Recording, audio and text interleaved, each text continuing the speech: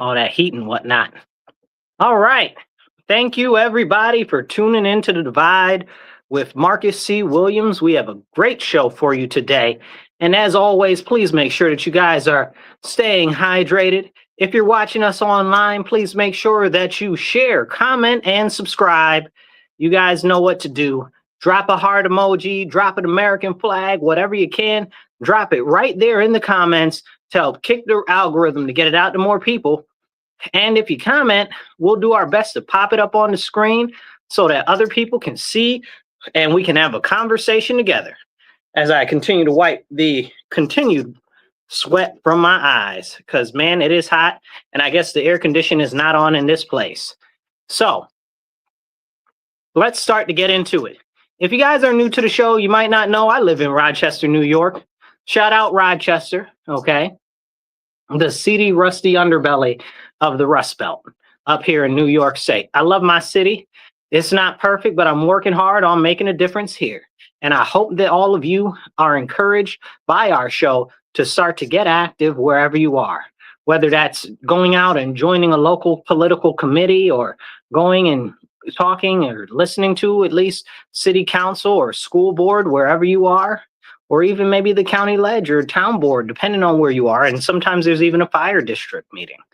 Now, drop some comments in the comments. Make sure you hit the share button. Share this out with your friends, your family, and your enemies. You are listening to The Divide with Marcus C. Williams, the #1 conservative talk show in upstate New York. Let's do our best to make it the #1 conservative talk show in New York State. So make sure that you're sharing this out. And it's never too late to drop a comment and to like the show. So let's get into this. Let's go. Now, being that I live here in Rochester, New York, you might have seen us about a week or so ago on the news, on the national and worldwide news, because Rochester's always on the news for something, and it's never for positive things. And that's a daggone shame.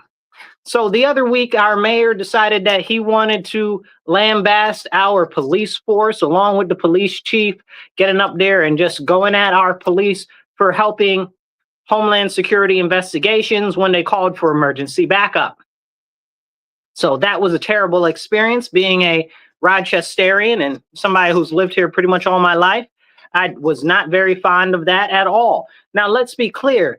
HSI is really like the FBI, but for Homeland Security, which they deal with very serious and sensitive investigations and very serious criminal investigations.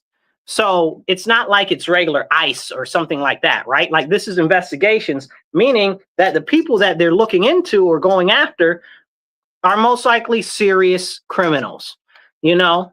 So this is and the people in question that they went after were people that were involved in human trafficking.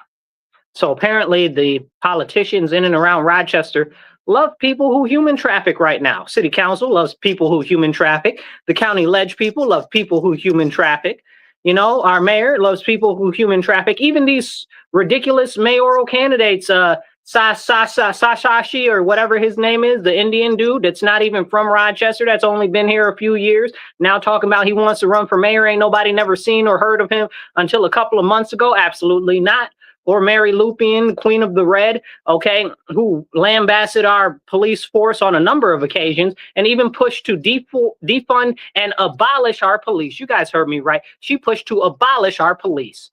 Her and Stanley Martin, another one of our city council members, complete and utterly just, it's repugnant, honestly, because it's a complete disregard for the vast majority of our citizens who we know almost 60 to 70% live in crime-heavy neighborhood, live in crime-active neighborhoods, and about 40 to 50% live in crime-heavy neighborhoods. Like, we're not even doing any justice to our citizens when you're like defund and abolish the police. Now Stanley Martin and Mary Lupian are trying to back off of that and like it never happened. I'm never going to let nobody forget about that. Nope, that's what we're not doing, okay? You said that, you stand by it for the rest of your life, as long as you live. I stand by stuff that I said in 3rd grade. Heck, I know people who owe me $1.25 for lunch money from 3rd grade, okay? I'm not letting that go. You know, it's ridiculous. So drop some comments in the comments. We're going to continue on with what we're talking about. So now, because of that insanity, it caught the attention of Tom Homan. So now Tom Homan is coming here tomorrow from Washington, D.C., or I'm not actually sure where they're based, where he's normally based. But, you know, he was in D.C. this morning. He did a press conference this morning with the morning press gaggle with, what's her name, Carolyn?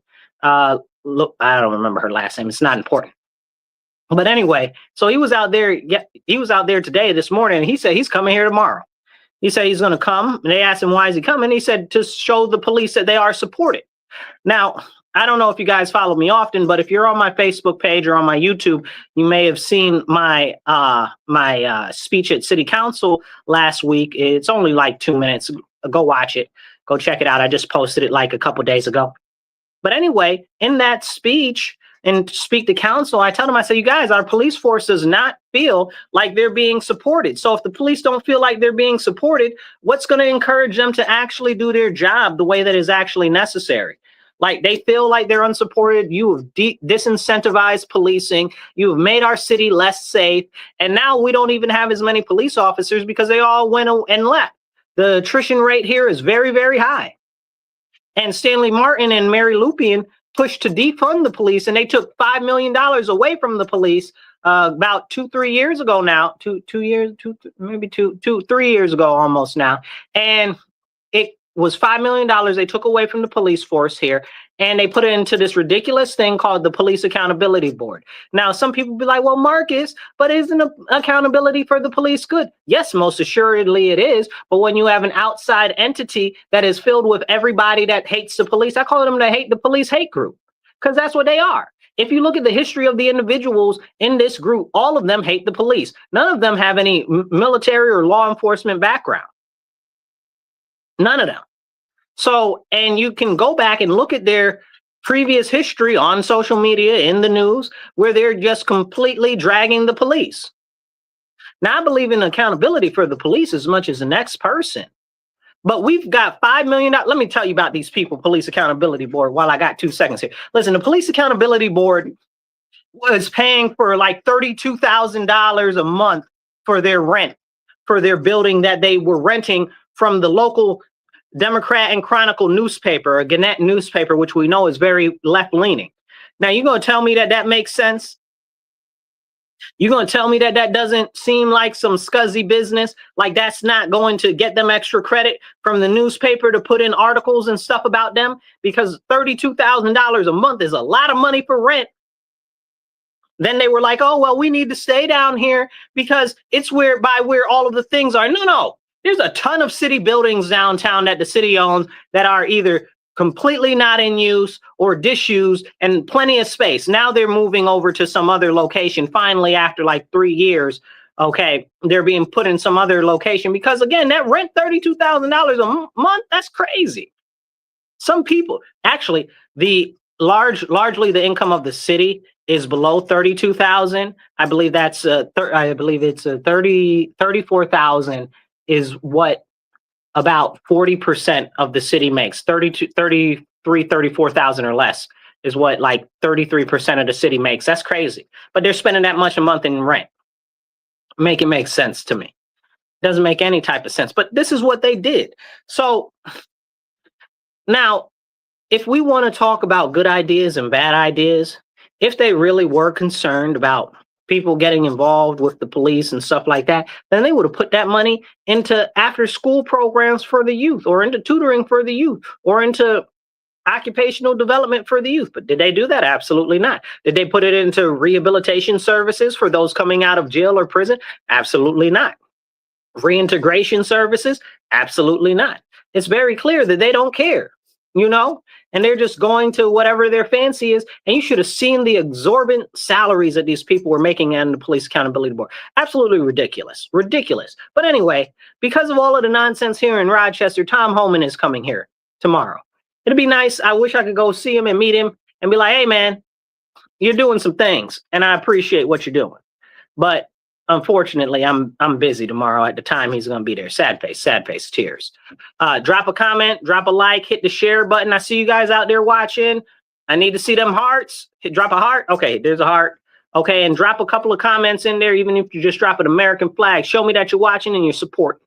Now, as we have this conversation about Tom Homan, about immigration and stuff like that, remember, this is a national issue. This isn't a local issue. However, our city has decided that they want to be a sanctuary city. Now, the sanctuary city policies violate federal laws.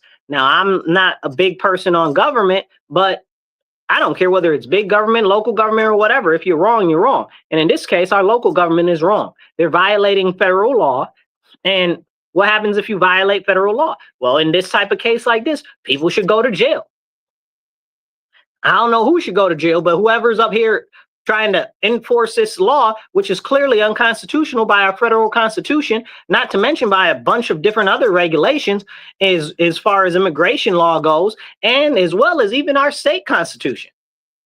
But we can't have those conversations. Nobody wants to have a real conversation on that. But I want to go down to the border for a second and talk about that, not the human trafficking in our city, because we could definitely talk about all the human trafficking in our city, all of the organ harvesting that's going around in our city, and all types of other stuff that's going around in our city that nobody wants to talk about.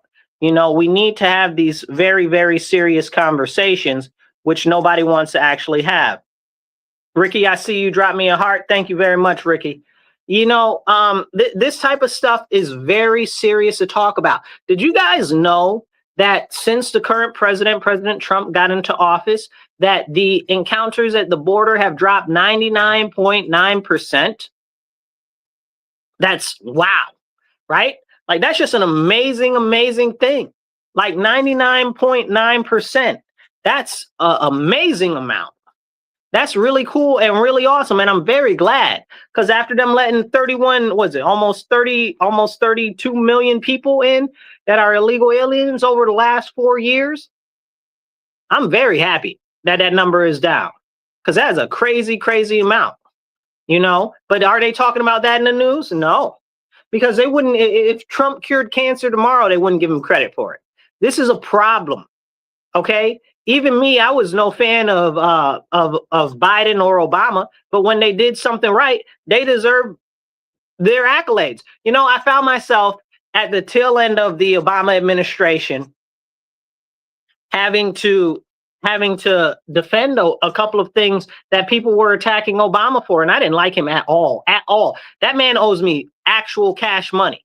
Okay, that man owes me over $5,000 that they stole from me, okay, to pay for other people's health care. I want my money back, Obama. Here's looking at you. I'm going to catch you outside one of these days. I'm going to tell you about it to your face. You owe me money, and I want my money back with Bitcoin interest, okay? I'm not playing, okay? Because it's illegal what you did. You just stole my money, Obama. I'm not happy, and I'm going to let you know, and eventually I'm going to get my money from you. I'm not even remotely playing about that, okay? And I want it with interest. Bitcoin interest. But this is serious. Right now, it doesn't matter what party you are, whether you like somebody, whether you don't like somebody. When somebody in office does something that's right, okay, you say, yeah, they did something right. But right now, we're in a situation in our country where somebody could do anything really good, and because they're allegedly from the other party or whatever the case is, people won't even bat an eye. They won't even talk about it. It's crazy. Remember, they were talking about the stock market a couple of weeks ago, and now the stock market's through the roof. And we had the stock market gain the most gains that it ever gained and ever gained and gaining gains. And that was for real. Like at one time it gained the most in one day it had ever gained. But can we talk about that? Absolutely not. They weren't talking about that. Then they wanted to say, oh, well, it was insider trading. Y'all was insider trading all the time. How y'all work in the government, work in the Senate, work in the House of Representatives, making a couple $100,000 a year. Y'all up there worth $50 million. Explain it to me like I'm five, okay? Y'all basically doing stuff that's not just only, I'm trying to say it nicely, not just unseemly, but it's also completely against the benefit of the American citizen. Like, there's all types of insider trading. Trump just came out, as a matter of fact, speaking on insider trading, Trump just came out and he said he would firmly support a bill where anybody that's in Congress wouldn't be able to own or hold stocks. Can we talk about that, though? No credit, no nothing there. Nobody can say anything about that. See, and this is the problem. Do you know that Trump was pitching about a week ago, and some people, Republicans in the Senate, were pitching higher taxes for the wealthy? That's right. All of these socialists and far left people running around talking about eat the rich, tax the rich, make the rich pay their fair share. Trump and the state and the Senate on the federal level and people in the House of Representatives were like, we should tax the rich more. Now, it wasn't a lot more. I forget the exact amount, but it was like 3% more. It was like from the difference from 37.8% to like 39.2 or something like that. You know, like it wasn't a lot, but it was a good amount and it would have brought in more money. But are we going to talk about that? And then Trump just yesterday, maybe it was Saturday because today's Monday. He said that, well, maybe he won't do the tax increase for the rich because maybe they'll all leave the country.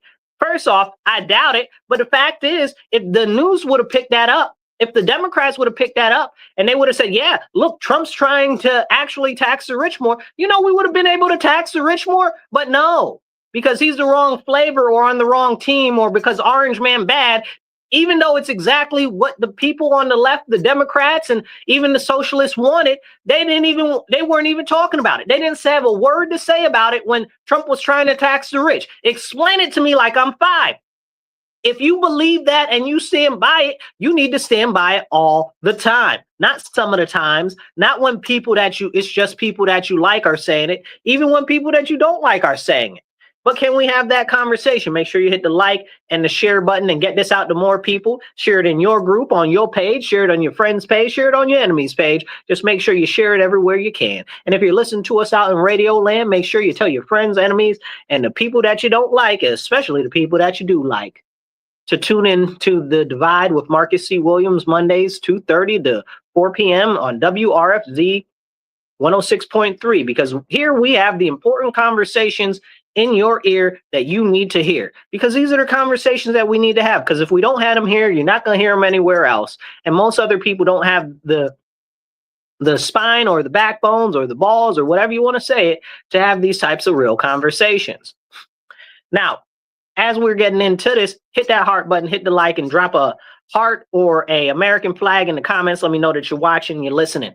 So, talking about this here, Trump's going to tax the rich, and nobody supported that. So it's kind of a dead in the water thing. We'll see if the Republican House can get that passed. Maybe. I don't think that it'll have any movement in the Senate because the people are, 1, a lot of people don't know about it. 2, the media isn't covering it. And 3, where are all the Democrats that were crying about taxing the rich this whole time? You know, make it make sense to me. Explain it to me like I'm 5. Come on now. So this is a serious conversation. Now Trump's talking about, oh, well, you know, we might be able to eliminate taxes. We might be able to eliminate taxes because we're doing these tariffs. And everybody's out there screaming, no, we got to get rid of the tariffs. The tariffs are breaking everything. They're breaking everything. No, they're not. No, they're not. The problem is that our manufacturing capability has been moved outside the United States of America since the early 90s, largely with the NAFTA agreement that went in under Clinton. You know, Clinton sold us out to China and other countries, and now we got nothing here. No manufacturing. Again, I live in the Rust Belt, you guys. Okay. Right here in my city, we used to have French's mustard. We had Campbell's. Now, this was before my time. I'm not that old, but Campbell's mustard, French's. We have Barsham Lam. You might know Barsham Lam. They're still here partially, but they were real big here. We even used to have Kodak and Xerox, but that's a whole nother conversation. But we have manufacturing here. And now all the manufacturing is moved out. Now they're turning all the old manufacturing places into rentals and stuff like that, with nobody able to afford to rent in any of these new places that they're building. But we're not going to have a conversation about that. But the fact of the matter is we had manufacturing here. Now we don't. So that's a whole segment of jobs that we don't have anymore. But as we start these tariffs up, we're going to need to bring the actual manufacturing back to the U.S. And yes, it will cause some pain for some time because we got to beef up our actual manufacturing ability in the U.S. We have to build new factories. We have to put in new equipment, and we got to get people back to work. And now not everybody's going to be able to get to work because a lot of the work is now done with machines, but people will get back to work in large numbers by bringing the actual manufacturing back in the US. Plus, it brings more of a tax base because now the companies are manufacturing stuff. Now there are more people that are spending money in the economy that can buy stuff. And that's been a serious issue with us for a long time. The prices have gone up higher, higher, and higher, and people just don't have money to buy anything anymore. Now, that's also a monetary policy issue, which we could talk about at another time. But largely, it's because all of the manufacturing jobs that we had traditionally, which used to be good paying jobs, have all gone and flown away into the air. It's so disgusting. It makes me want to spit. But this is the problem. This is the serious problem, and we need to have conversations about it because everybody's against these tariffs. Why? Oh, well, it's hurting small businesses because the small businesses are buying from China. Why are they buying from China? Hello? Why are small businesses buying from China? Because it's cheap, right? Because it's cheap. Not because it's good for our country, but because it's cheap and it makes them more profit. Now, the people that are out here crying the most about this are the Democrats and the far left. Oh, the tariffs are crushing small businesses, but they're not. The problem is that the small businesses that are complaining, which is not a lot of them, but some of them are the ones that are sourcing their stuff from China. Well, but why are they sourcing it from China? Because it's cheap, cheap, cheap, right? And when I say cheap, I don't just mean in dollars. I also mean in quality. China's got a lot of poor quality stuff. I don't know if you guys are old enough to remember when they used to still make some stuff in Taiwan. Yeah, that was a thing. But yeah, so no, I mean, you can still get inexpensive goods from places like Vietnam and other places, India and stuff like that. But again, we shouldn't even be doing that because we should be making the stuff right here at home so we can employ American citizens, so American citizens can have money to spend on the housing, which keeps going crazy up high. Okay, can we have those conversations? But no, people don't want to have those conversations about the tariffs. If we don't bring manufacturing back home, our country and nation is dead. Because you can only spend the money until you ain't got the money. And if you ain't got a way to get more money, then you won't have any more money. I mean, it's simple, right? Like everybody knows that. Like you can tell a 5-year-old that. A 5-year-old can understand that. It's not a hard comment. It's not a hard concept. Drop some comments, drop some hearts. I want to see them thumbs up, them hearts in the likes and stuff. And the emojis, drop some hearts and American flags in the comments. Let me know you're watching. Drop a comment. We'll do our best to pop it up on the screen. And please make sure that you guys donate. You can donate and support the show. We're working on getting some more airtime. We had somebody that gave us some more equipment the other day. So now we're going to work on setting it up and see if it brings in some better footage and stuff like that. I'm so thankful. We appreciate you for that because we were looking to raise some funds for that as well.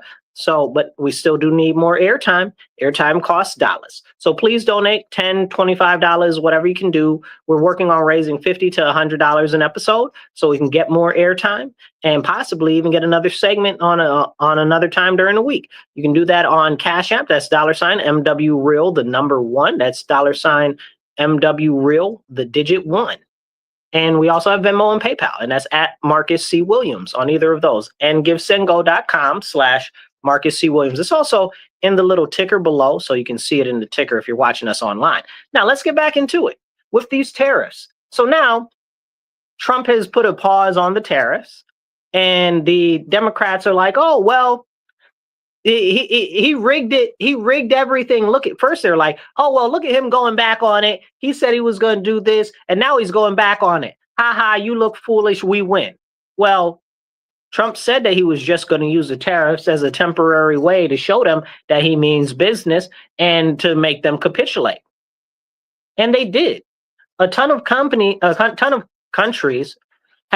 companies have come to Trump to make trade deals already. Something like 90-something countries already were in the pipeline. We've got 15 already with outlines that have come to America to actually hammer out a deal. Like we're really, really close there. So these are conversations that we need to actually be talking about. I see it. Who's that? Mad Mog, I see you there. I appreciate you. So these are the conversations that we need to be having. if we see these tariffs and now they're paused temporarily and all of these countries want to come on board and make trade deals with America, that's a positive thing. Why won't the Democrats and the left actually acknowledge that? Then they're like, oh, well, Trump made, he was doing insider trading by telling people to invest and he knew he was going to end the tariffs and stuff like that. I mean, don't you want somebody who knows they're going to do something before they do it, or you just want somebody flying by the seat of their pants all the time? I thought the concept was is the leader of the free world should have a plan when they're going into things. And he clearly had a plan going into this. And he told us all what his plan was. I don't know why nobody was listening to him, but a lot of people did listen to him, you know? And then he, in the morning before the stock market opened, this is the craziest thing to me. He's like, yeah, we're going to, today would be a great day to invest in the stock market. He told everybody. I didn't have any money to invest in the stock market. So I'm just putting that out there. You know what I'm saying? Not at that time. But he told everybody. Everybody could have invested in the stock market early in the morning when the bell rung at 9, okay, or 9:30, whatever it is. I forget sometimes. But yeah, everybody could have invested. But the Democrats wanted to be like, oh, well, he rigged things and it was only benefited him and his friends. Who told you to tell everybody to sell their stock? The real people manipulating the market were the Democrats and the left, the ones that are in charge, that were telling everybody, oh, he's taking away your life savings and everything, and you should be afraid, and you should sell all of your stuff that you've been holding. And what did Trump get on the TV and say when they were saying that? He said, don't sell anything. It's going to go back up. He said, don't sell anything. It's going to go back up. That's the way the markets work. He's like, it's going to go up higher than it's ever been before. You'll see. Just wait. He said that out his mouth. And you still listen to Democrats and you sold a ton of stuff in your portfolio. Some of you sold all of it because you're terrified, because you listen to them. Like, they just manipulate the people so bad. It's terrible to see that people are just following along with them, and they continue to keep the populace in fear. They rule through fear, not through love. They try to tell you stuff like love is love, but they don't mean it. They don't love you.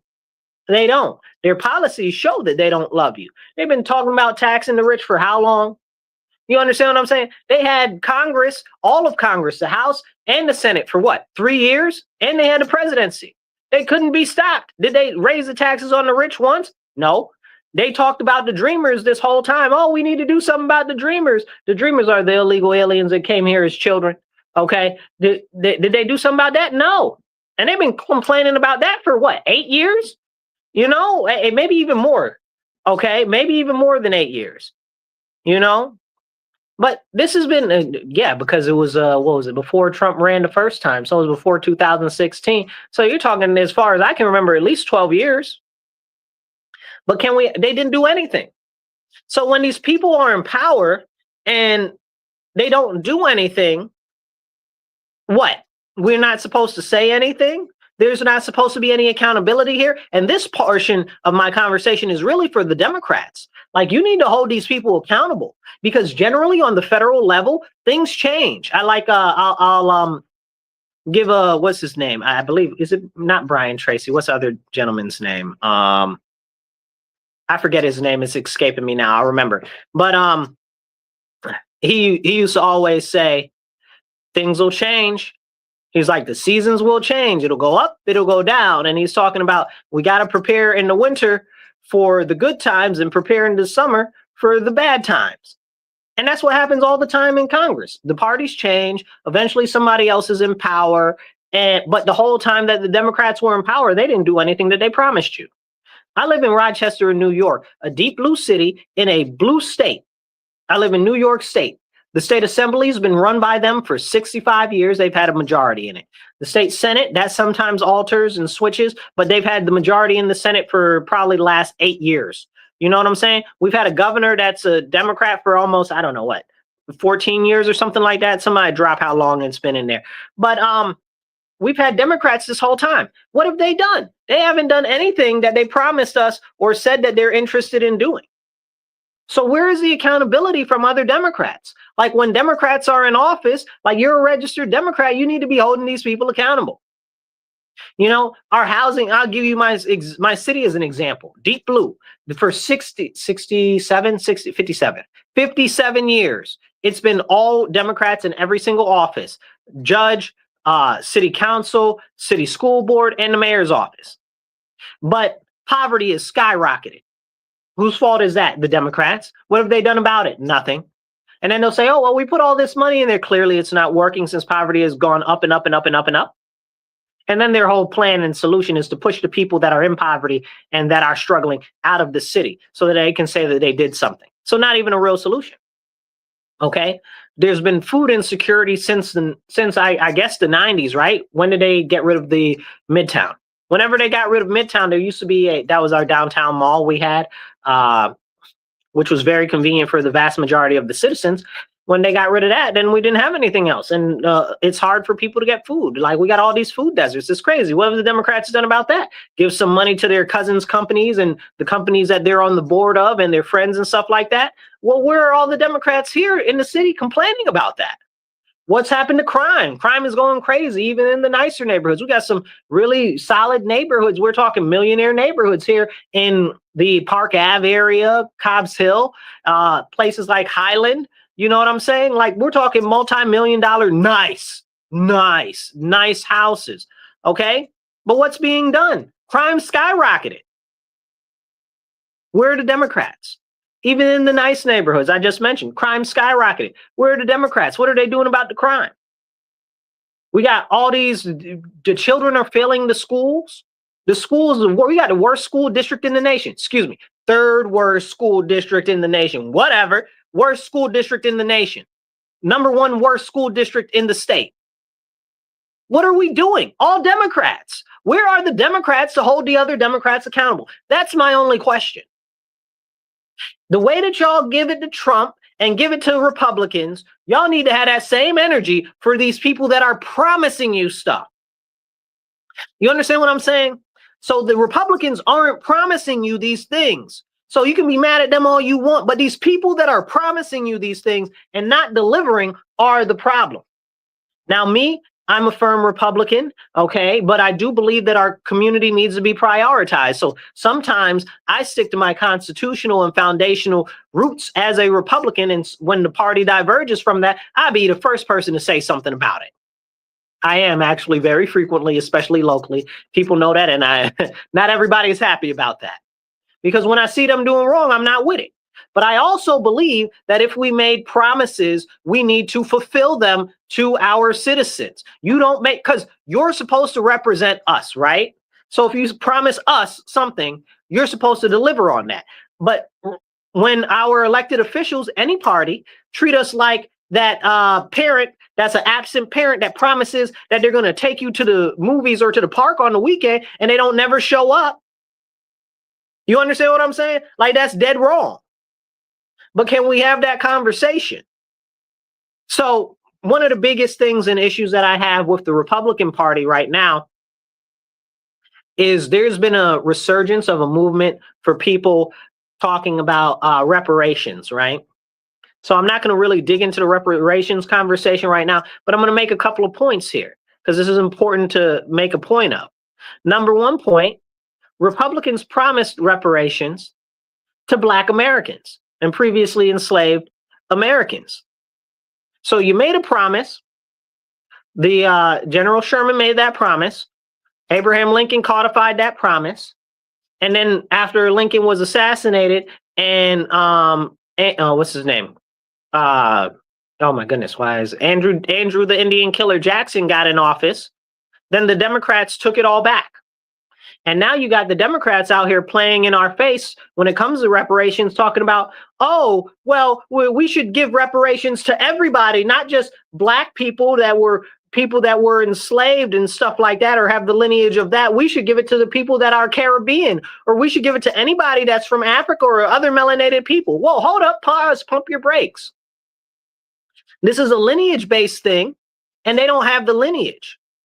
So you're trying to say that they should get it, because really what it is it's not about reparations for the Democrats, you guys. I'm gonna be very clear. What it is about is, for the Democrat, it's about a massive push for so-called universal basic income. And I'm using air quotes if you guys are listening to me on the radio, because it's a whole lie.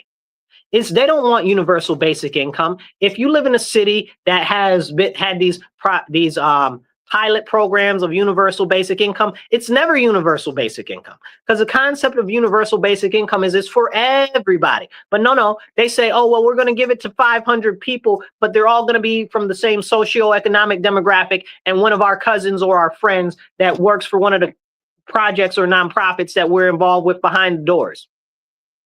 Make it make sense to me. Make it make sense to me. This is what the Democrats are doing. Y'all need to wake up. You need to pay attention. Okay, so when they play in your face about these reparations, understand that the Democrats do not want reparations for Black Americans. They want universal basic income. That is the push that they're making, but it's not even about universal basic income. It's about a way that they can control the populace so that they have the control over all of the money that they can spend and where they can spend it and when they get it and all of this. It's a move towards totalitarian authoritarianism, very close to what we're seeing in China right now. And the crazy thing is, you'll also hear these same people talk about we need community banks, so the government can control our money more, so the government can control our lives even more. Y'all need to listen to these people. They shady and they shisty. Pay attention, okay? But I digress, and I go back to the fact that the Republicans were the ones who pushed for reparations to begin with. So why aren't we standing on business there? Why aren't we willing to have that conversation? We need to have that conversation. You owe. You said you were going to pay. You owe, pay. And every single person that's out there like, oh, well, the loans, the college loans, the people took it out, they should pay it. Well, you made that was a promise to pay, right? They signed a promissory note saying that they'll pay. Y'all made a promissory note saying that you would pay the descendants of slaves and those who have been enslaved and the American Indians from that area. But you're not living up to that, but you'll say that. No, you got to keep it consistent. And if you make a promise, you got to own up to that promise. So some Republicans are not very big fans of that, because right now they got some stuff warped and twisted in their head. I don't care who you are. I was mad at that previous extension that they did for the budget, because Republicans had promised me that they weren't going to do any more budget continuing resolutions, that they weren't going to raise the debt ceiling. So I was absolutely against it. Thank you. Shout out to Thomas Massey, Chip Roy, and a couple of other people that actually stood on business during that, because everybody else just went along with it. You made a promise, you keep your promise. And that goes back to the Democrats.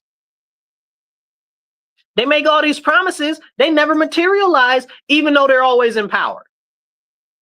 Explain it to me. But now, right now, going back to the Tom Homan thing and the illegal immigration thing and all of that, they're out here protesting for illegal aliens. They gave out, like, I was looking at the government office of what accountability, and they had done a report in relation to 2020, is it 2023? 2023. I believe they said that it was something ridiculous, like and I can't remember it. I want to make sure that I get it right, but I can't remember off the top of my head. But it said it was like $310 billion spent on illegal aliens with SNAP and Medicaid and stuff like that. Are you serious right now? $310 billion in 1 year under Biden? Can we talk about how much money it must have been the rest of the time? Like, all of that money, we could have almost housed everybody in the country. I believe, if it's not, I'm not mistaken, I believe it's also about $310 billion to house everybody in the country a year that's homeless. You got to go look it up, double check those numbers. But yeah, it's about right. So, but you gave it to these illegal aliens when I got homeless people outside my window right now. When I got families that are struggling right now. And these are the Democrats. You promised these people you were going to address these issues. Why aren't these issues being addressed? But you take care of some illegal aliens. Okay. You understand what I'm saying? I'm telling y'all, stop voting for these daggone Democrats. Y'all guys got to stop. Got to stop. And I'm not saying to vote for the Republicans, but I'll tell you this. Vote for the people that are going to actually Focus on the issues that are most pertinent in your community and on the local level that are going to increase the actual quality of life for the citizens in your area. Because where I live, they're not doing that. In my whole state, they're not doing that. They only really do it for their benefactors. And that is a very, very serious issue. Okay? It's a very, very serious issue. So let me see if somebody else made a comment. Nobody made a comment yet. If you guys want to, somebody wrote some long thing about Davis versus the town of Greece in the Western Court. I don't know. This is very long. I'm not going to post that because nobody's going to it won't pop up on the screen. And I'm not exactly sure. If you can give me a brief summary, I'll try to pop it up there. You can tell me what is actually going on with that case. Anyway, but thank you so far for listening to The Divide on WRFZ 106.3 Rochester Free Radio. This is The Divide with Marcus C. Williams, and we're here 2:30 to 4 p.m. We got to do this every so often. So if you ever hear me say this, it's because we got to do that and remind people what radio station that they're listening to and tell them to tell their friends to tune in. Tune in Mondays, and you can catch it on my YouTube, the Marcus C. Williams channel. So anyway, back to it, though. The Democrats are not delivering on their promises. So I encourage you, switch to a non-registered, non-affiliated party. Or if you feel that you're more conservative, maybe consider it. Maybe you are really a Republican and you've been lied to about the Democrat Party. Maybe you're really a Republican. But at the best you could do, leave the Democrat Party because clearly they're for trash right now. All the lies and the deceit, just go non-party, go blank. Or if you're in another state, because New York only really has the 4 parties, Democrat, Republican, conservative, and working families, maybe you see yourself as a conservative, join the conservative party. You know, maybe you see yourself more Republican, maybe consider joining the Republican Party, talk to some Republicans that are in the party in the committees, and maybe that might be a consideration. But it's time for people to just start throwing these Democrats to the wind, because what I've seen is a lot of people will re-register blank and they won't get out and vote. You got to vote. It's not just Democrats out there that are running. So when you see these other people, maybe you need to vote for them. Maybe you need to vote Republican. Maybe you need to vote conservative. You know, maybe it's a different person that you should vote for that person instead of the party, which I'd like to inform you guys, whether you're Democrat or Republican or independent, you guys can vote for a Republican or a conservative in November. It doesn't matter what party you are in November. Just vote for the person, not the party. It doesn't matter what party you are. Here in Rochester, they say crazy stuff like vote row A all the way or whatever, just vote Democrat. You don't have to just vote Democrat if you're a registered Democrat. In November, when the election comes along for the general election, you can vote for anybody, no matter what party they're in. You just find their name, bubble in their name, or click their name. That's all. It's that simple. Because what's going on right now, it's got to change. It's got to change. It's not okay what's going on. So drop a comment, drop a thumbs up, hit a like. If you guys are able to comment, put a little emoji in there. Put a heart emoji or put an American flag emoji. And if you drop any comments, I'll do my best to pop them up on the screen. All right? Let's get on with it. Now, I want to take a second. I didn't do my regular intro this earlier today, where I tell you if you're soft and you lily-livered and you don't got no spine or you got a short fuse or whatever, this might not be the show for you. So these next couple of conversations and contexts that we're about to get into, you might have some hurt feelings. Your booty hole might hurt. Okay, so either go get you some Depends or, okay, go sit down on one of them, what do they call them things, them donuts, okay? Get you a cool donut to sit on, because I'm about to really give it to you raw right now. Over the weekend, the last couple of days ago, Ukraine blew up a general for Russia in Russia. Now, these people are in the middle of so-called supposed to be getting somewhere near peace talks.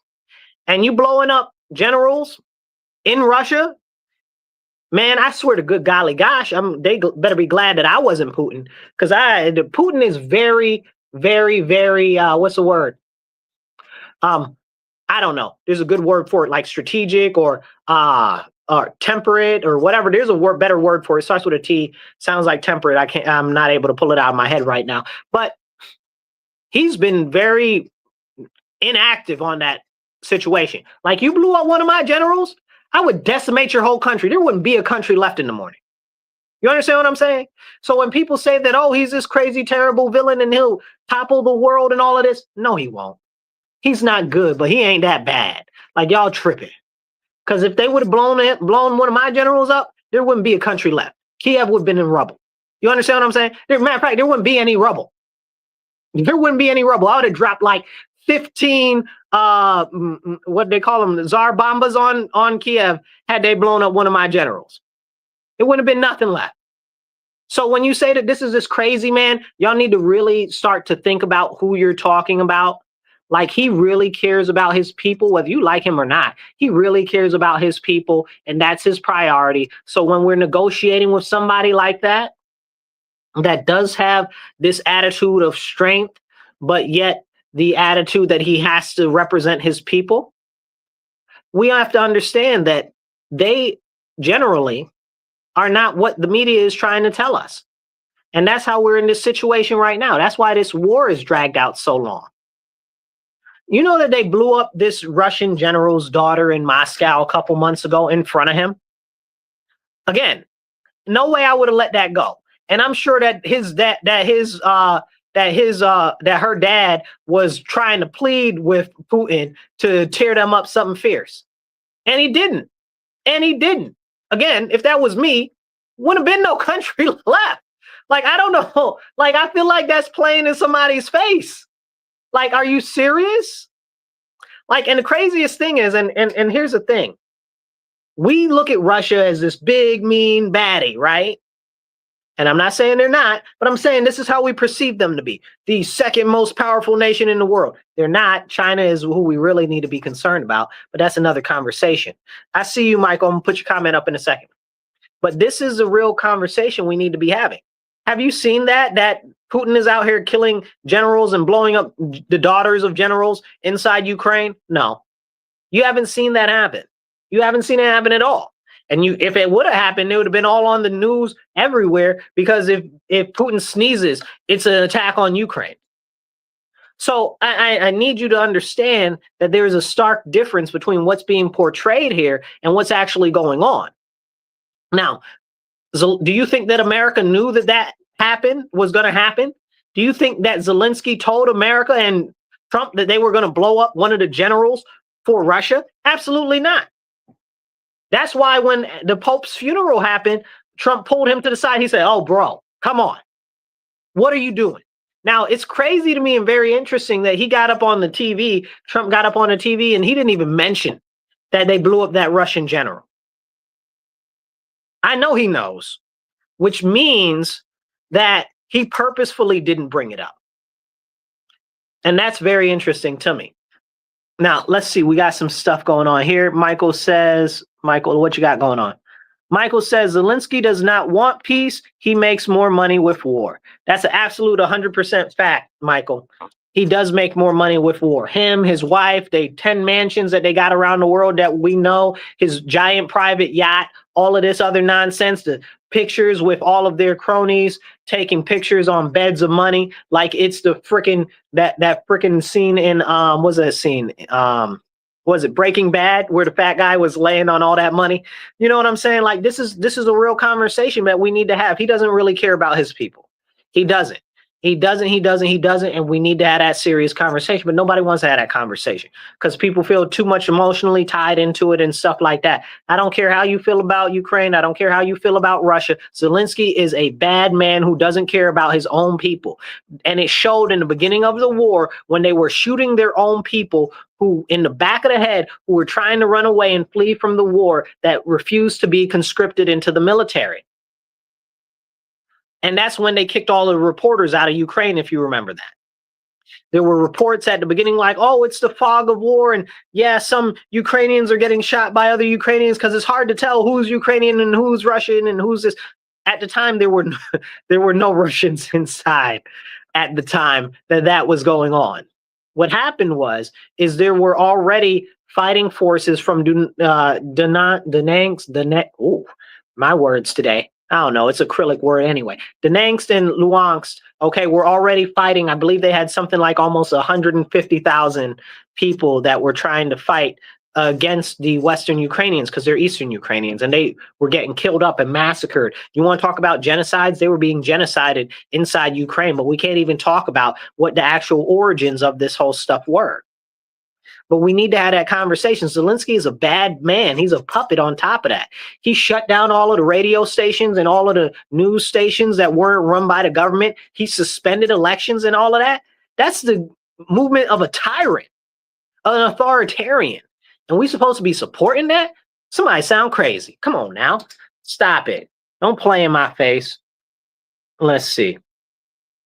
So we got another comment here.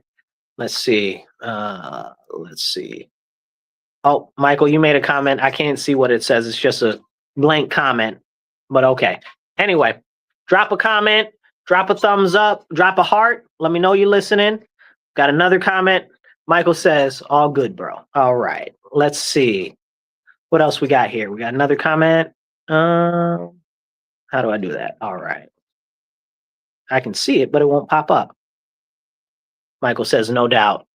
Yeah. So anyway, as we're having this conversation about what's going on in Ukraine, like Zelensky is a bad man. A bad man. I'm not saying Putin is any good, but I'm saying Zelensky is a bad man. I'm not fond of anybody who is willing to use their own people as a human shield. That's a serious problem for me. That's a war crime. Okay. It might not be listed as a war crime, but it should be listed as a war crime. You don't use your own people as a shield, especially innocent civilians. You know what I'm saying? So that's a problem. But more so, the problem is when you're in the middle of peace talks, people trying to get to peace talks and stuff like that, you don't go and blow up the general from another country, especially not Russia. When you're talking about, oh, well, Russia doesn't want to stop fighting. You blowing up their general, you think that's going to make them want to fight less? Like I said, if it was me, I would have turned the whole thing into ashes. There wouldn't have been no ashes even. I'd have bombed it so much, they would have never seen so much force used ever. I'd have just went way OP for no reason, but it would have been a reason because you out here blowing up my generals inside my country. You thinking that you can flex. Listen, all I'm saying is Russia is very measured. And if it was me, I wouldn't be able to do that. If somebody had done America like that, man, listen, so stop playing. Stop playing. But these are the conversations we need to have that people don't want to have because they're too emotionally tied up into it because they've been told what to think and believe from the media. Now today in Iran, one of their ports blew up just last night. And they're like, oh, well, it was just some fuel that was being stored and whatever the case is. And the fuel storage wasn't right and da-da-da-da-da. And this was an port in Iran. And it blew up. It killed like 11 people and like 1,000 people are injured. It'll probably end up being like 41 to 50 by the next couple of hours that they recover bodies. But it was a huge explosion. Very much similar to what happened in Beirut when that Beirut explosion went off at allegedly that fuel storage place. All I'm saying is that nobody, I don't care how you feel about that. Israel blew up Beirut and Israel blew up that thing in Iran last night. They did it. Nobody can convince me otherwise. Okay. I don't care what the news says. I don't care what nobody says. Israel did that. 100% Israel did that. I'm not mad. Let me be clear. I'm not mad. That's Israel doing Israel stuff. That's what they do. Okay. I have a lot of issues with a lot of the stuff that they do, but that is very on character for them. It's on character. It's on brand. You understand what I'm saying? But they said that, oh, well, maybe it was rocket fuel that blew up that was in there and not Ukraine, but Iran is like, no, it wasn't rocket fuel, whatever, da, da, da. I don't know whether it was or whether it wasn't. All I can tell you for sure is that 100% it was Israel that did it. Okay. I don't care what they say. Let's see. We got a couple comments coming in. Got one from Facebook, one from YouTube. Let's see. Michael says, as NATO pushed closer to Russia, Putin asked to have the defense system in Crimea, as US would have done it if they wanted one in Mexico or Canada. They told Putin no, so he took it. If people would just read something, LOL. Dude, you're not wrong. There's a lot of information out there that's you can actually find in relation to that whole situation that we don't have conversations about because you can't. You just, nobody wants to. And when you do, people are like, don't say that. Be quiet. Oh my goodness. How could you say that? And I'm not willing to deal with them type of people. But anyway, let's see. We got another comment.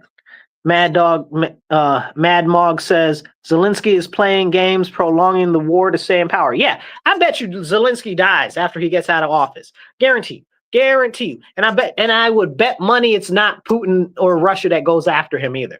That's the craziest thing, because he will be done. The West will be done with him. He'll no longer be any use for them. He'll fallen out of favor. He's fallen out of favor with a lot of Western countries right now, except France is propping him up. And don't get me started on France. You guys, if you've listened to me before, sometimes I go on a little bit of a tirade about France because I can't stand France as a country. They always getting us into something. Every single war that we have been in since World War II included, we have been in because of the French.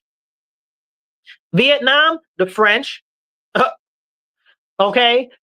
Korea, the French. You understand what I'm saying? Every single conflict we've been in is because of the French. You guys remember Black Hawk Down in Africa? Why were we there? The French. It's always the freaking French. The French always getting us in some daggone nonsense. Always the French. It's always the French. Okay? And that's not a rebuke of the people. That's a rebuke of the French government consistently getting us into trash and instigating fights for the past 100+ years. Always dragging us into stuff. Now they're trying to drag us. I don't know if you guys have been paying attention to what's going on in, Burkina Faso, but now they're trying to get us, France is trying to get us pulled into that. They've been trying to get us pulled into that conflict over there for some time. We don't want no smoke in the Sahel region. We got to go look up what the Sahel region is. It's a region of countries in like the middle of Africa that were run by the French for probably the last almost 200 years. There's a whole thing there. They were using the French currency. Okay, the French franc. It was what was it called? The carf or whatever. I'm not able to remember it, but it was basically a French pegged currency, and France just continued to drain the resources from these countries down there for generations, and that's why they don't have any development. That's why they're all in conflict continuously. That's why it's a problem. So earlier last year, the guy that's in there, Ibrahim, I'm not able to pronounce his last name right now, but anyway, he decided to kick the French out of there. You know what I'm saying? He's like, the French got to go, the Americans got to go, everybody got to go. And now he's working on getting rid of the French currency and going on to a gold-based currency. So he's probably not long for life because, they can't have anybody have a gold-backed currency. But the other stuff that he's been doing for his people is honestly pretty good. Like, I ain't got to like him, but he's good for his country. I don't not like him, but I'm just saying, for me as being American, I could not care if this country fell off the map tomorrow. I wouldn't know, but this is what I'm saying. So, but he's doing good for his people. Ain't no way France is going to let that go. They big mad right now because they got a lot of resources down in that region. And now the other Sahel region countries are trying to team up with them. And they were like, yeah, we can all do this together and just completely get rid of France. And France is like, America, you guys need to help us. They've been doing this for almost a year trying to get us involved down there. And we'll be like, nah. Now we got the general from AFRICOM, whatever his name is, black dude. Okay, I'm not able to remember his name right now. But anyway, he came out the other day and was like, yeah, something.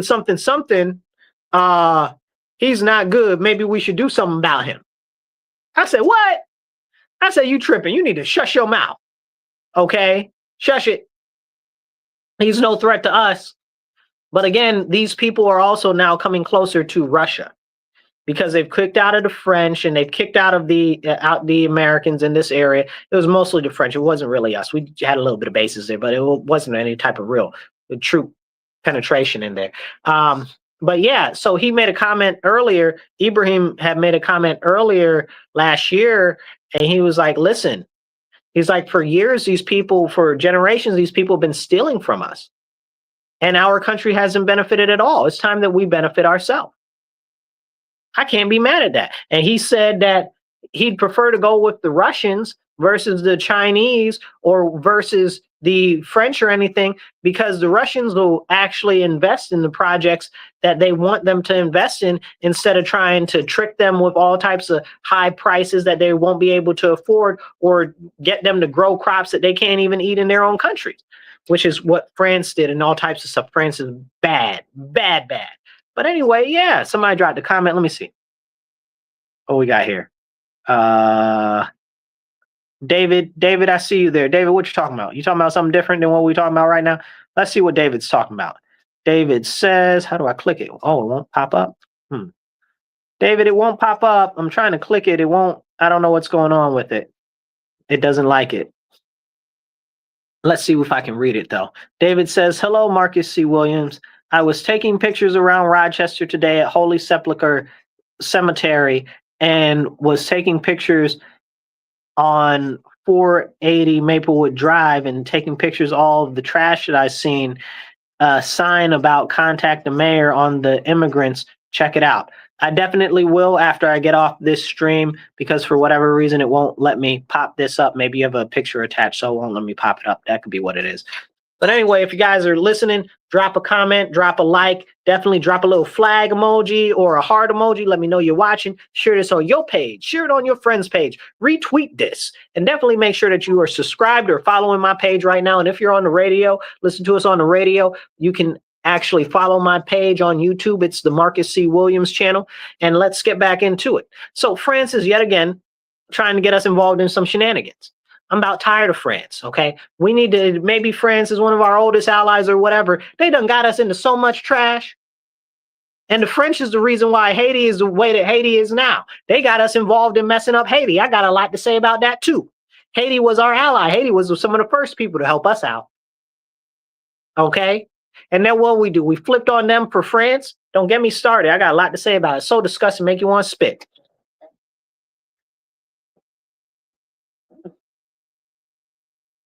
It's very frustrating, you guys. This type of stuff is not okay. So we got to really pay attention to these people and find out if they really are our allies. When they were at, when Trump was at the funeral for the Pope, he wanted to talk to Zelensky alone, and here come Macron, short nonsense self with his big nose, trying to nosy his nose into our business. If he don't go sit down somewhere, you can't even control your own country. You got so many aliens inside your own country running around that you almost had a civil war on your hands, bro. But then France put down this almost civil war in their place by extremely authoritarian measures, which nobody even talks about. France is not great. France is trash. Okay, they treat their people like trash. And I don't like it very much, but I'm not able to do nothing about it. And I honestly couldn't care more, because France is a whole nother country. I'm concerned about America. So this is, but again, French always doing some French stuff. And then French been talking all types of trash behind our back and trying to maneuver behind our back because they want to be the king of Europe or whatever the case is. Nobody care. Nobody care. Who are you? And while I'm at it, on the same topic of Europe, Lagarde, okay, she can kick rocks. And the other lady can kick rocks too. That looks like her, who I can't remember her name at this point. But anyway, all of them, whole European Union, trash. All right. You know, it's very astounding to me that Europe, with all of their other internal problems inside their own countries, are so concerned about Russia. Russia doesn't have enough troops if they were invaded to keep their own lands. So you worried about them for what? Russia lost like 24 million people over the last couple of decades. You know what I'm saying? Like they ain't got nobody. They ain't got nobody for war. Like they can't defend themselves. Ain't no way they're gonna go into no other country. Not seriously. They just don't have the numbers. Like but you'd have to actually read some information on them to actually understand or know that. They lost so many people during World War II. They're still not accounting for their losses from World War II. They got serious issues in their population. So they can't fight. They're not invading Europe. Please. They don't have the manpower. And who else you think going to join them to invade Europe? Nobody. Because again, they don't have enough manpower. The majority of the country is over there. Everybody old or don't have any children. Like, it's crazy. Like, they're not going anywhere. No, world war. No, it's not happening. The only way that something's going to happen and really pop off with Russia is if they provoke it from Russia.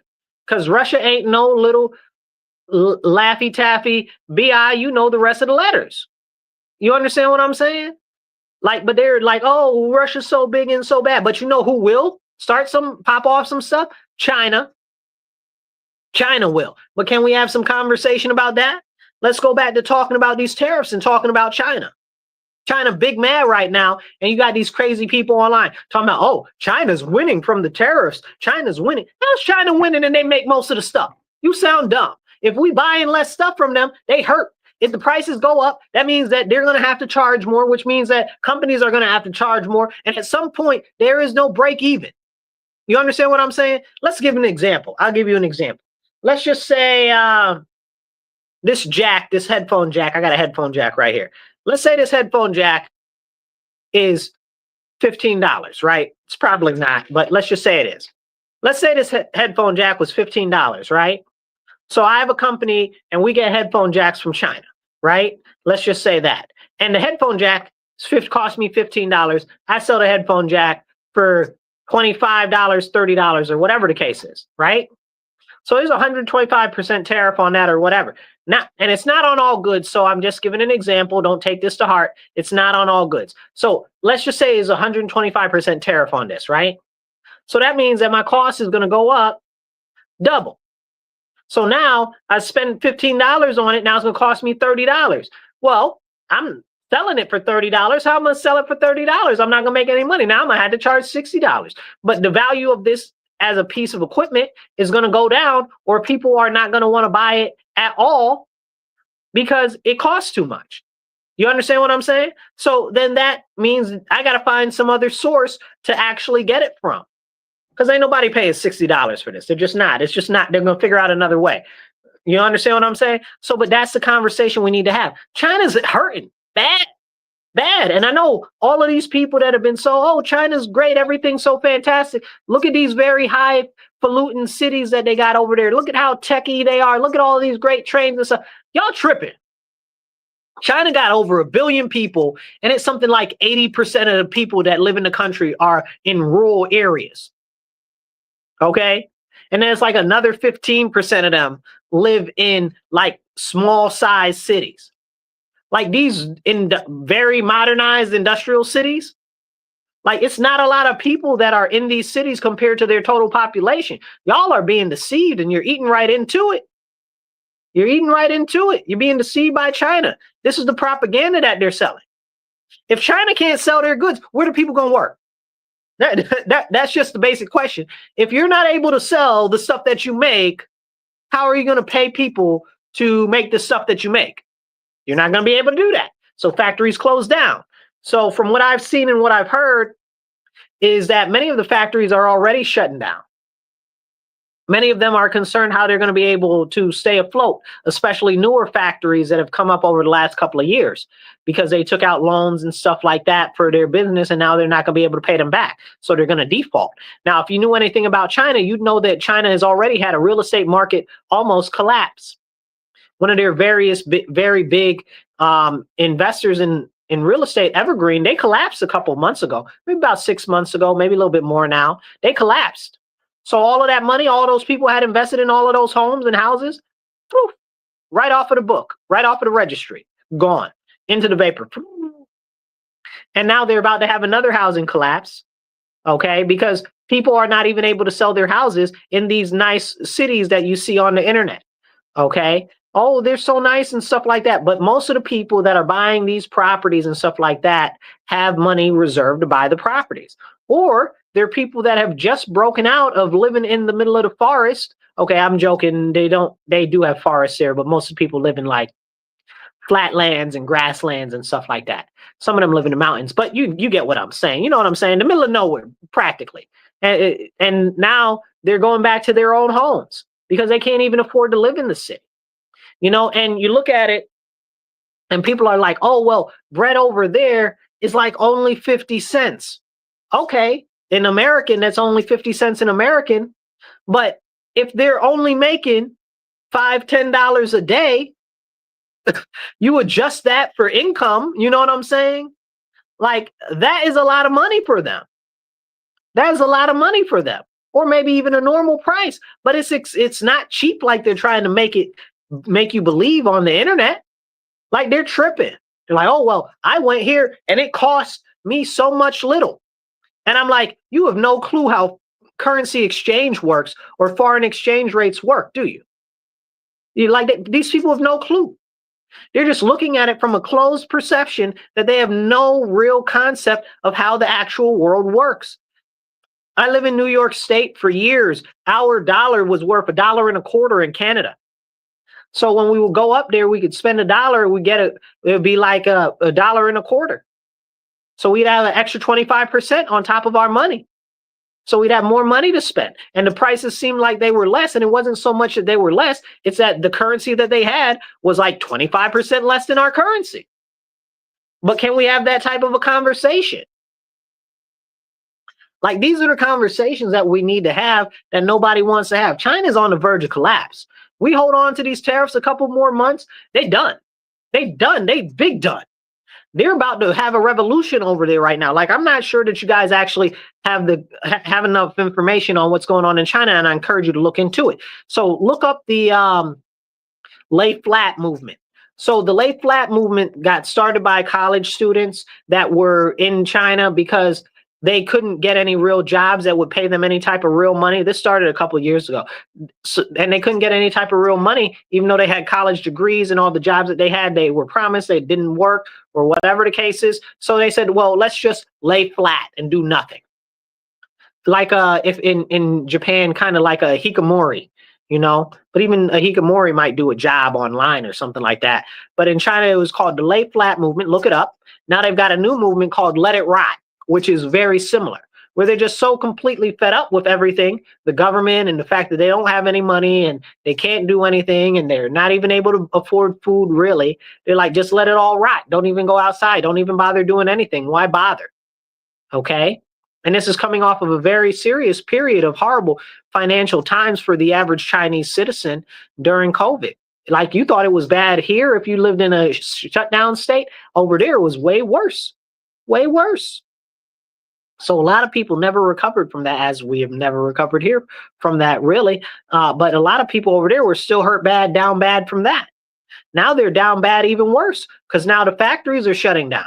They're ready to ferment a whole revolution over there. They're going online, talking smack about Xi Jinping online and the Communist Party online. And you don't do that in China. If you know something about China, you do not do that because they will come pick you up. They'll pick your family up.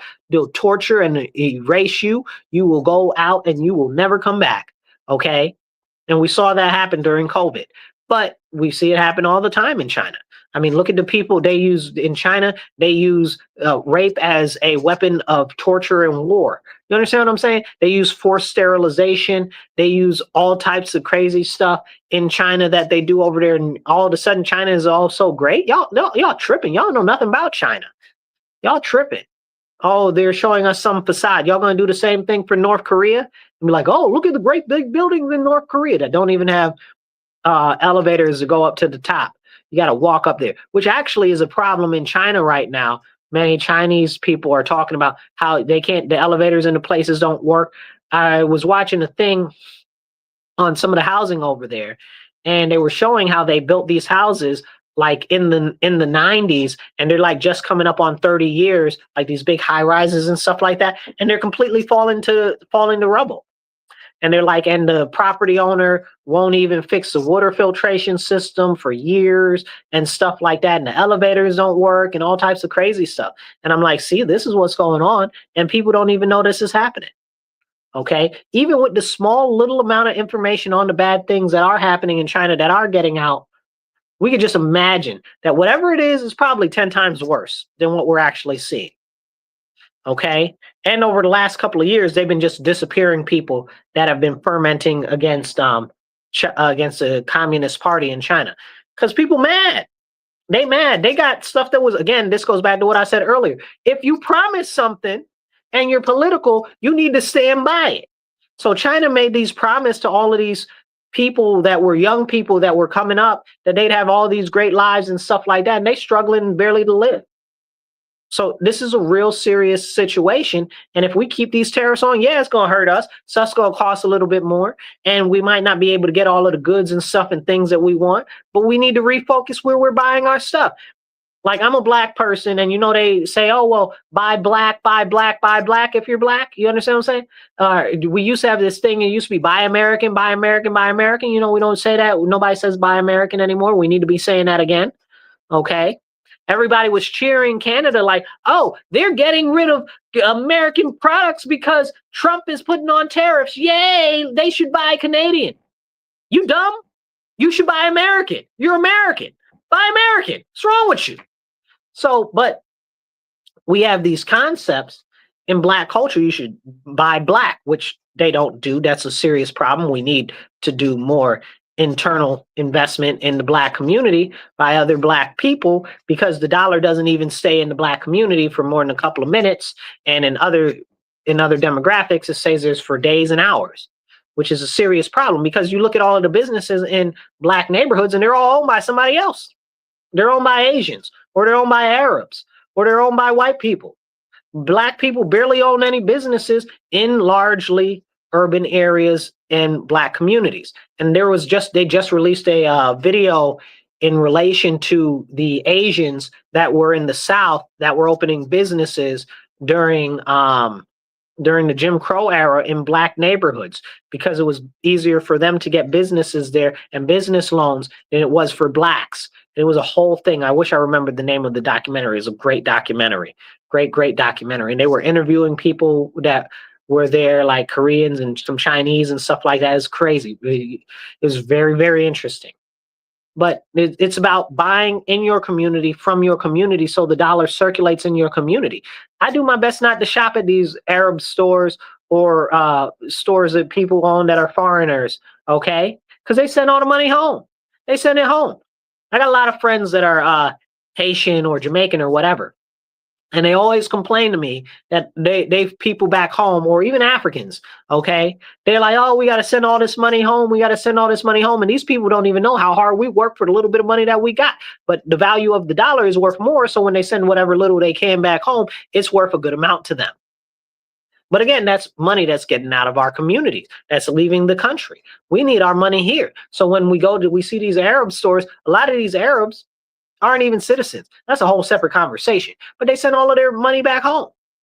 I'm not mad at them, because our government is giving them a way to be able to enable them to do that. And they shouldn't have a way to be able to do that. You understand what I'm saying?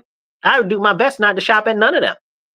No offense, but if I shop, I want somebody that's invested in my country wholeheartedly. That's what I want. Okay, listen, you got to at least be married in or something somewhere. I need some skin in the game in my country. You understand what I'm saying? I need third, fourth generation, okay, in the country.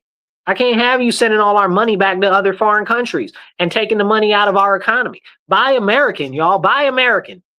Buy American. That's what we need to do.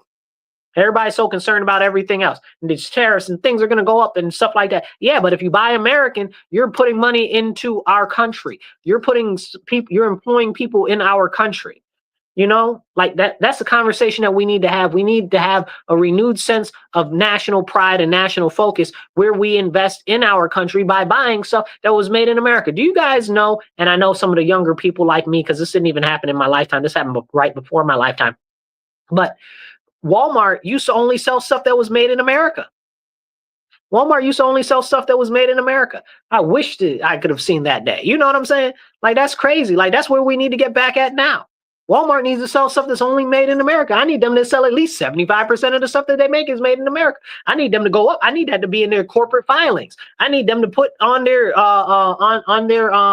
what do you call it? Investors, stockholders report and meetings, that they're going to try to make everything that they sell 50% made in America in the next 3 years. You know what I'm saying? Like, I'd really like it to be 100%, but I know that's not realistic.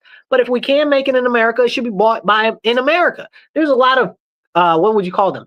There's a lot of agencies and stuff like that in the U.S. that are government agencies that buy stuff from foreign countries. Why are you buying it from foreign countries? Is it made in America? Can we get it from America? Then it needs to be sourced from America. Hello, you're the American government sending money, buy stuff from some other foreign country. Don't make that. That makes no type of sense. No type of sense, not even a little bit. And it's a serious problem. And that's the continued disinvestment in our nation. Drop a comment, drop a like, hit the heart button, hit the thumbs up, drop a little emoji in the comments, drop a smiley face, a heart, or an American flag in the comments. Let me know that you're listening. Share this on your page, share it on your friend's page, hit retweet this. Okay, get it out wherever you can. Send it in an email to a friend. Send it in a text message. Send it in Messenger. Whatever you do, make sure you get this conversation out, because we're having a conversation that you need to hear right here in your ear. Now, as we talk about this whole tariff thing and China situation, China's collapsing because of it. Okay, in a couple months, and I do think that if we keep it up, we're going to start to feel the pain a little bit. But I'd rather them suffer completely and us feel a little bit of pain. Because, mainly the main things that I got that I need more of are either not made in China at all, or our food, which I want to be made in America anyway. You understand what I'm saying? Like that's it, except for olive oil, right? Like maybe olive oil should only come from the one place that it comes from, which honestly, most of the olive oil is fake, which is for a whole nother program that I should be doing. But that we're not gonna talk about that. But yeah, mostly I need food. All of my clothes, most of my clothes are like 100% cotton. I look inside the shirt that I'm wearing right now, even though it's not generally one of my shirts, because you guys know I don't wear white clothes like that, but 100% cotton. Okay, Cotton Manufacturers of America, whatever the case is. We need to be making our stuff here. We need to be buying our stuff here. That's how we reinvest in our own country. Why are we reinvesting in other countries? Isn't that the same complaint? Oh, they're sending our jobs overseas. Well, don't send your money overseas. Hello? Stop doing business with them people. Do like the Jews do. The Jews only do business with Jews. So only do business with Americans. What's wrong with y'all? We got to get it together. And I know everybody's not so fond of the Jews, but let's be honest.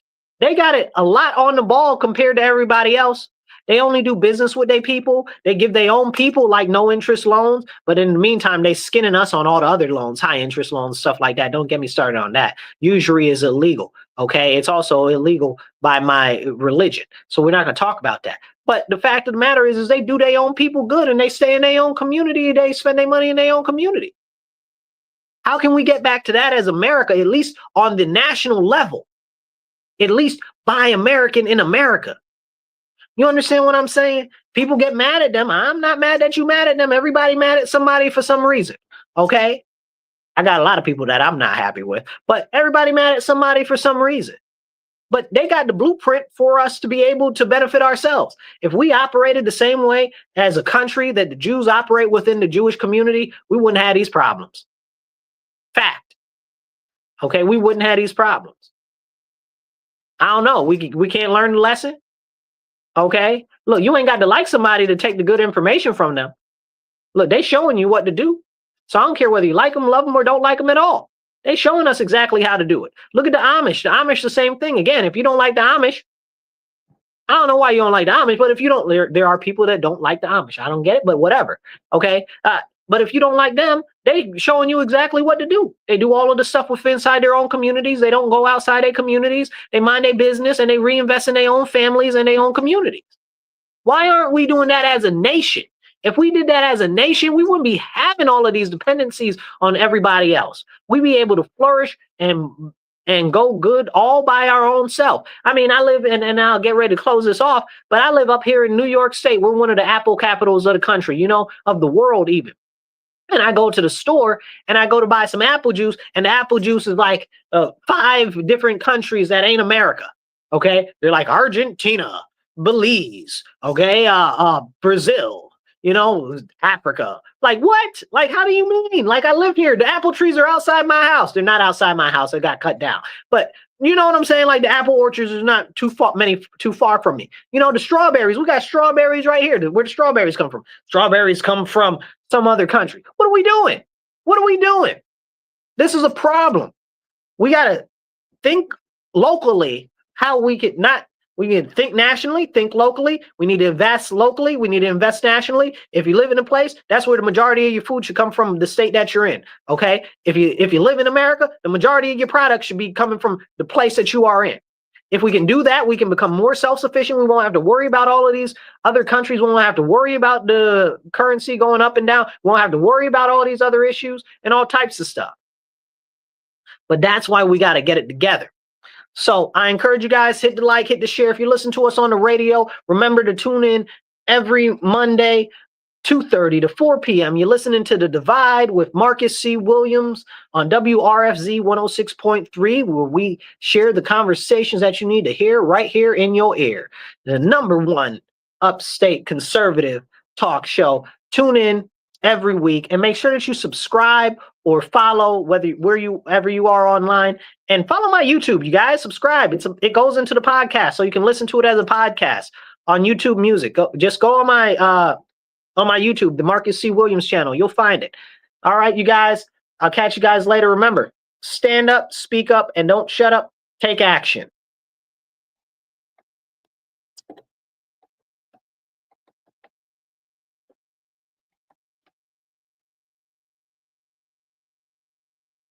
All right, you guys. So, boom. So we talked about a lot of stuff today. One thing I want to do to give you guys some encouragement is this. You got to make sure that you're getting active locally. Okay? Like I said, everything needs to have a local focus. If we're not focusing locally, nobody is going to focus on us. This is a fact. This isn't a fiction. This is it. Okay? I live in Rochester. My majority of my focus is the city of Rochester. No offense to anywhere else in the state. Okay? No offense to anywhere else in the country. If we all work diligently to bring up our own areas and participate in local government, we can make a real change and a real effort no matter where you live in the country. Local, in your city, in your town, you can start to make a difference. Even depending on how big your city is, even in your own neighborhood, in your ward or whatever it is. Like, we can start to make real differences locally if we focus locally. I live in Rochester. I'm going to give you an example.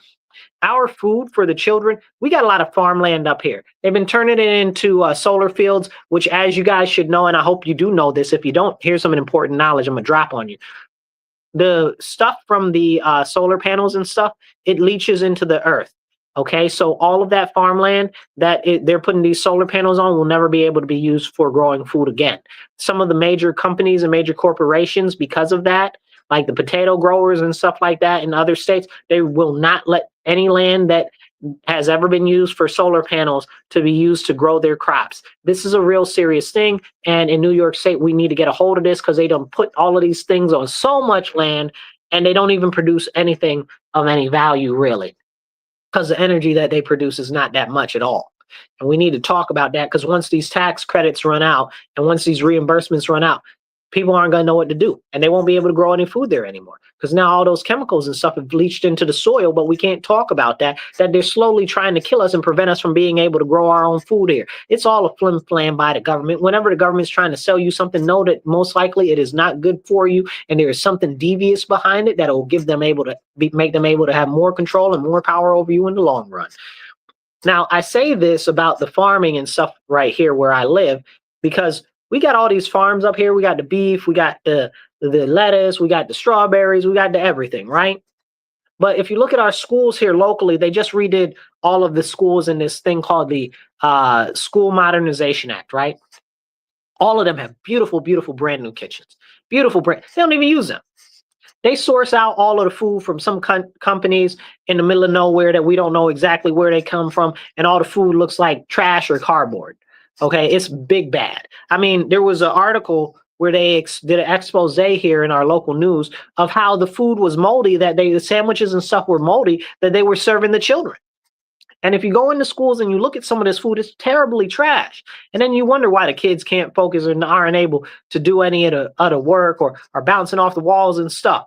You get them all types of I was going to say hydrocarbons. I didn't mean hydrocarbons, but you do give them all types of hydrocarbons. I guarantee you that there's oil in that stuff that they're eating, aside from other chemicals and stuff like that. But they put all this stuff in the food. The food's not even natural here. We should just get it here locally. We can locally source the food. I can almost guarantee you we can source 60 to 70% of all the products locally. And on the second thought of that, why aren't we sourcing the other products from stuff like, I don't know, Restaurant Depot or some other place where we get the food and then make it inside our actual cafeterias. More prestigious schools do that. You know what I'm saying? And other local schools that are like other types of schools do that also, you know?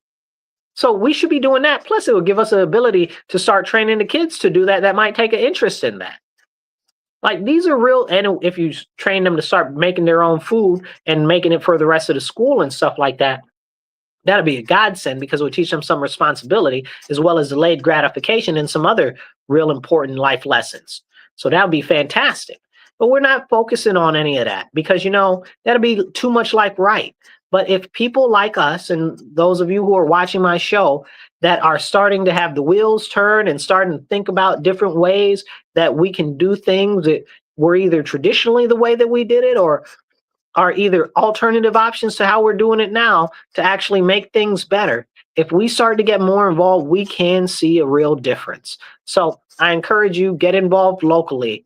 I'll catch you guys later. Remember, stand up, speak up, and don't shut up. Take action. Be blessed and be well. Oh, and if you're local, please do volunteer for my campaign because I'm running for city council this year. And you don't have to be local to donate. You can donate no matter where you are in the country. Donate on my website to my campaign, Marcus4Rochester.com. That's Marcus4Rochester.com. I'll catch you guys later. Be blessed and be real well.